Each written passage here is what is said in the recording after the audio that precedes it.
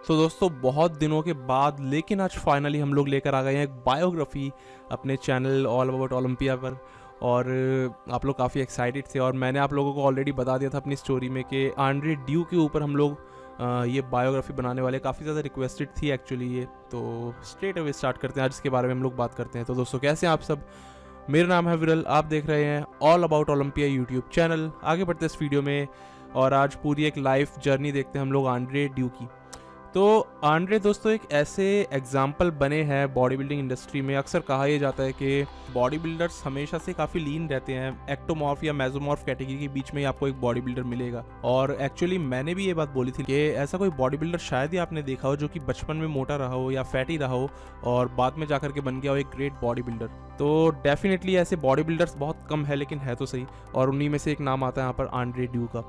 तो Andre due एक ऐसे एथलीट हैं जो कि ना सिर्फ फैट टू फिट हुए बल्कि एक IFBB pro men's physique athlete भी बने। तो जानते हैं इनके बारे में। स्टार्टिंग से अगर मैं बात करूं तो लगभग इनकी जर्नी शुरू हो गई थी 15 साल की उम्र में, जब आंड्रे को कई लोगों ने एक्चुअली बुली करना स्टार्ट कर दिया, परेशान करना शुरू कर दिया था। उनके मोटापे के कारण कहते हैं ना, चिढ़ाना शुरू कर दिया था। और आंड्रे ये बताते थे कि उनकी वेस्ट थी 44 इंच की। तो आप समझ सकते हैं कि कितने फैटी रहे थे वो बचपन में। और ये कोई बहुत पुरानी बात नहीं है, 2012 की बात मैं कर रहा हूँ यहाँ पे आपसे। और कह सकते हैं कि जंक फूड ही उनका पूरा लाइफस्टाइल था और कोई फिजिकल एक्टिविटी उनकी लाइफ में थी नहीं। लेकिन इस चीज़ से वो एक टाइम आया कि इतने ज़्यादा परेशान हो गए कि उन्होंने डिसाइड करा फाइनली फिट होने का। और सिर्फ यही एक उनके दिमाग में एक इनिशिएटिव था, उनको कोई कम्पीट करने का उस वक्त का कोई प्लान था नहीं। और होता भी कहाँ है, एक 14-15 साल की एज कितनी छोटी होती है सब चीज़ें सोचने के लिए। लेकिन उस टाइम पे इन्होंने एटलीस्ट ये चीज़ सोची कि उनको फिट होना है। और इसी वजह से आंड्रे ने ज्वाइन करा जिम और आंड्रे लग गए अपनी फिजिक को बदलने में। और इसका रिजल्ट उनको मिला भी। सिर्फ 15 से 16 साल की एज के अंदर अंदर ही उनकी फिजिक में एक चेंज आ गया था। लेकिन कमाल की बात तो ये हुई कि जब 16 से 17 के दौर में वो गए तो उस टाइम पर उनकी फिजिक इतनी ज़्यादा ट्रांसफॉर्म हो चुकी थी। सिर्फ 2-2.5 साल के पीरियड के अंदर अंदर वो इतने ज़्यादा कमाल के लगने लग गए थे कि उन्होंने डिसाइड करा अपना सबसे पहला कंपटीशन खेलने का। और उस टाइम पर कोई लोकल इन्होंने कंपटीशन खेला था। बेसिकली आंड्रे रहते थे लंदन के अंदर और वहाँ पे ही UK का कोई ना कोई कंपटीशन था, उन्होंने उसमें खेला लेकिन कोई प्लेसिंग आई नहीं, जिसकी वजह से वो और ज़्यादा मोटिवेट हुए। और अब उनके अंदर कंपटीशन की जो हंगर थी वो चीज़ बढ़ने लग गई एक तरह से। और हुआ ये कि आंड्रे ने उसी साल एक और कंपटीशन खेला जो कि काफ़ी एक बड़ा कंपटीशन था, जिसका नाम था Miami UK fitness and model. और 2014 की ये बात मैं आपसे कर रहा हूँ।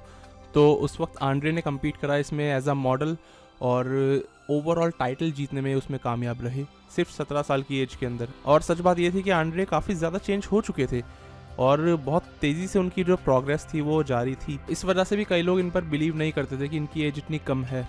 तो आंड्रे ने यही बताया अपनी जर्नी की स्टार्टिंग में, सबसे ज़्यादा दिक्कत इसमें आती है न्यूट्रिशन की। न्यूट्रिशन एक सबसे ज़्यादा टफ चीज़ है और समझना पड़ता है, सीखना पड़ता है कि क्या चीज़ बेस्ट रहती है, क्या चीज़ वर्क करती है बॉडी पे। तो जिम जाना तो इनके लिए अब एक सेकंड होम हो चुका था, जो कि हर एक एथलीट के लिए होता ही है। साथ ही साथ इन्होंने अपनी क्वालिफिकेशन भी करी और एक क्वालिफाइड पर्सनल ट्रेनर भी बने। लेकिन सच बात तो ये थी कि आंड्रे बहुत तेज़ी से प्रोग्रेस करते जा रहे थे। 17 से 18 की एज में जब ये गए तो काफ़ी इंप्रेसिव हो गए थे।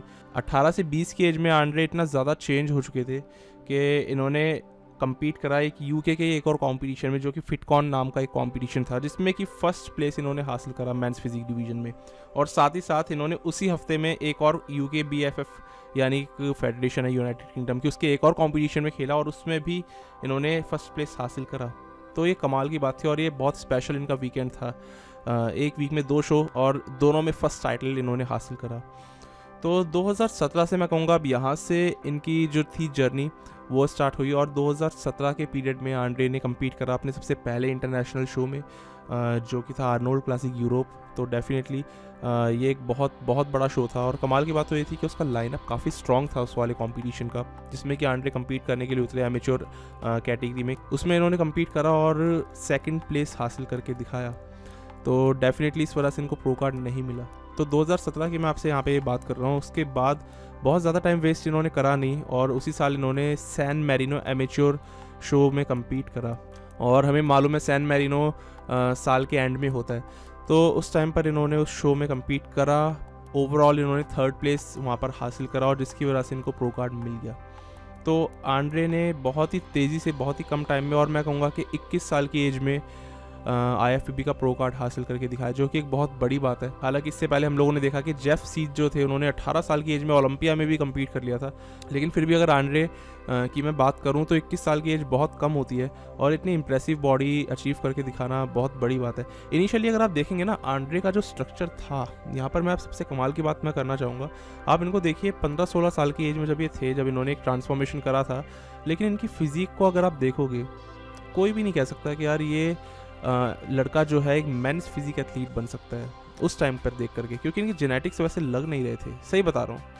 लेकिन कहा नहीं जा सकता कि इन्होंने कितनी ज़्यादा मेहनत करी है या फिर कितना इन्होंने खुद को हार्ड ट्रेन करा है, पुश करा है, और तब जा करके इन्होंने फिजिक अचीव करी। तो सही में ये चीज़ देख करके लग तो यही रहा था, अगर कोई भी इनको जज करता उस टाइम पर तो यही कहता है कि मेंस फिजिक वाली जेनेटिक्स उस टाइप का इनका फ्रेम नहीं है। लेकिन आंड्रे आज काफ़ी कमाल के मेंस फिजिक एथलीट है। अब मैं आपसे यहाँ पर एक और बड़ी बात करना चाहता हूँ, और मेरे हिसाब से मुझे ऐसा लगता है कि आंड्रे, देखिए अब उन्होंने लास्ट कम्पीट तो इसी में करा था जो मैंने आपसे बात करी, आर्नोल्ड क्लासिक यूरोप की, और उसके बाद से इन्होंने कम्पीट नहीं करा किसी भी प्रो शो में, तो अभी तक इन्होंने डेब्यू करा ही नहीं है, पिछले साल से लगातार ट्रेन कर रहे हैं। लेकिन अब अगर मैं बात करता हूँ यहाँ पर आंड्रे की सबसे खासियत जो मुझे लगती है यहाँ पर, मुझे लगता है इनकी फिजिक काफ़ी हद तक जेरेमी बुंडिया के कंपेरेबल है, और इसी वजह से इन दोनों का कंपैरिजन करा भी जाता है, कई वीडियोज़ में आप लोगों ने देखा होगा। और मुझे ऐसा लगता है कि आंड्रे के लिए बहुत ज़्यादा टाइम लगेगा नहीं उनको मेंस फिजिक चैंपियन बनने में, क्योंकि आंड्रे की जो फिजिक है, आपने जेरेमी की फिजिक देखी कितनी ज़्यादा इंप्रेसिव रहती है। जेरेमी की फिजिक डिफरेंट क्यों है दूसरे बॉडी बिल्डर, दूसरे एथलीट से, क्योंकि जेरेमी की फिजिक में ग्रेनीनेस ज़्यादा है, हार्डनेस ज़्यादा है, एक एडवांस लेवल की मसल मैच्योरिटी दिखती है उनकी फिजिक में। लेकिन वही चीज़ यहाँ पर आंड्रे की फिजिक में भी दिखाई देती है। और सबसे बड़ा प्लस पॉइंट, आंड्रे सिर्फ अभी 22 साल के हैं। आंड्रे की फिजिक में अगर आप लोग देखेंगे तो सबसे ज़्यादा इंप्रेसिव चीज़ जो निकल करके आती है वहाँ पे, वो आती है उनकी चेस्ट, उनकी पैक्स के अंदर जो फाइबर्स आते हैं ना, इतने अच्छे फाइबर्स तो मैंने जेरेमी बुंडिया की चेस्ट के अलावा किसी भी और मेंस फिजिक एथलीट में नहीं देखे। कोई क्रिटिसिज्म नहीं कर रहा मैं किसी के लिए, लेकिन एक यहाँ पे आंड्रे के साथ में जो एक प्लस पॉइंट मुझे लग रहा है, उस चीज़ को मैं यहाँ पर एड्रेस कर रहा हूँ। तो मेरे हिसाब से इनकी चेस्ट, इनके शोल्डर्स, इनकी ओवरऑल बॉडी बहुत ज़्यादा इंप्रेसिव, बहुत ज़्यादा हार्ड, ग्रेनी, और बहुत ज़्यादा इनकी फिजिक के अंदर एक वेस्कुलरिटी नज़र आती है, साथ ही साथ स्ट्राइशंस, डीप सेपरेशंस, हर चीज़ अच्छे से नज़र आती है। और आंड्रे को अगर आप देखें, इनके आर्म्स का जो एरिया है, इनके ट्राइसेप्स जो है, एक इनका काफ़ी स्ट्रॉन्ग पॉइंट है। हालांकि इनकी बैक जो है वो कंप्लीट नहीं है, बाय डिफ़ॉल्ट, बाय जेनेटिक्स मैं कहूँगा, लेकिन इतनी ज़्यादा डेवलप्ड है, जितनी चीज़ वो कर सकते थे उसमें वो पूरी तरह से वो चीज़ दिखती है। एक ग्रेनीनेस, एक डेवलपमेंट, एकदम डीप जो सेपरेशंस होने चाहिए वो चीज़ दिखाई देती है। कोई कमी है ही नहीं मतलब फिजिक के अंदर, बस एक छोटी सी इनकी फिजिक में कमी नज़र आती है, और वो है इनकी कैव्स आंड्रे के पास में एक तरह से नहीं है, मैं ये कहूँगा। तब भी आंड्रे ओवरऑल बहुत इंप्रेसिव उतरते हैं, और ख़ास तौर से जब से इन्होंने हैनी रम्बोट के साथ में ज्वाइन करा है, पिछले साल लगभग जुलाई के महीने में, इन्होंने 2018 जुलाई में ये आ गए थे टीम इवोजन न्यूट्रिशन के अंडर, यानी कि हैनी रम्बोट के एक ऑफिशियल एथलीट ये बन गए थे। तो तब से इनकी फिजिक और अच्छी होती जा रही है मेरे हिसाब से। देखिए क्या है कि जेरेमी तो अभी छोड़ के जा चुके हैं मेंस फिजिक डिवीज़न को, ऑलरेडी वो इतनी बार उस चैंपियनशिप को जीत चुके हैं, उनके लिए उतना ज़्यादा मैटर नहीं करता, और जेरेमी और हैनी के बीच में अभी उतने अच्छे रिलेशंस है भी नहीं। लेकिन अभी ये देखने को मिल रहा है कि हैनी रम्बोट काफ़ी ज़्यादा ध्यान दे रहे हैं आंड्रे ड्यू के ऊपर। तो मेरे हिसाब से आंड्रे ड्यू नेक्स्ट जेरेमी बुंडिया हो सकते हैं, और इनकी फिजिक इंप्रेसिव जेरेमी बुंडिया से भी ज़्यादा हो सकती है आने वाले टाइम में। और अभी डेफिनेटली मैं ये नहीं कह रहा कि जेरेमी बुंडिया जितने इंप्रेसिव ये अभी होंगे, लेकिन हाँ, इनके अंदर वो पोटेंशियल है कि ये उससे भी ऊपर जा सकते हैं, एक next level men's physique division का आंड्रे ड्यू लेकर के जा सकते हैं। ये मेरा पर्सनल ओपिनियन है, आप लोग बताएगा कि आपको क्या लगता है। बाकी इनके बारे में एक इंटरेस्टिंग फैक्ट ये है कि पहले इनका नाम था आंड्रे लिंकन, तो अगर आप लोग सर्च करेंगे इनके पुराने कॉम्पिटिशन्स को तो आंड्रे लिंकन के नाम से इनका स्टेज नेम नज़र आएगा। अभी देखना होगा कि इनका नेक्स्ट प्लान क्या है, क्योंकि इन्होंने ऐसा कुछ भी कंफर्म नहीं करा है कि कौन सा प्रो शो ये खेलने वाले हैं, या फिर ओलंपिया में साल कम्पीट करने वाले या नहीं करने वाले, ये चीज़ किसी को भी नहीं मालूम। लेकिन हाँ, इनका पोटेंशियल ऐसा है कि इनके लिए प्रो शो जीतना कोई बड़ी बात नहीं है, इनके लिए ओलंपिया में एक टॉप प्लेसिंग लेकर आना कोई बड़ी बात नहीं है।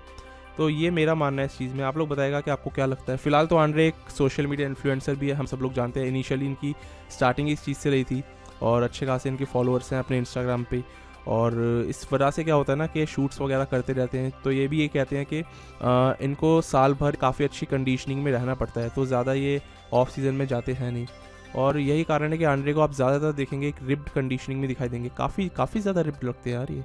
तो ये भी मैं कहूँगा एक जेनेटिक्स वाली बात है, कि ये काफ़ी रिप्ड लगते हैं, इनकी मसल मैच्योरिटी अभी से इस एज में काफ़ी अच्छी है और ओवरऑल जो फिज़ीक है बहुत ही इम्प्रेसिव है।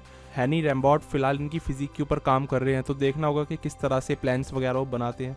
और हैनी कितने बड़े एक ट्रेनर हैं, हम सब लोगों को मालूम है, और FST7 उनका एक सबसे बड़ा हथियार है जो कि वो हर एक अपने एथलीट के ऊपर यूज़ करते हैं। जैसे कि मैंने देखा कि आंड्रे ड्यू को जिस तरह ट्रेनिंग करवा रहे थे या फिर फिल हीथ को जिस तरह ट्रेनिंग करवाते हैं, तो होता क्या है कि एथलीट्स की रेंज ऑफ मोशन के साथ में काफ़ी खेलते हैं, या फिर कोशिश ये करते हैं कि एथलीट अलग अलग एंगल्स से अपनी मसल्स को हिट करे, और ये इनका ट्रेनिंग प्रोटोकॉल है।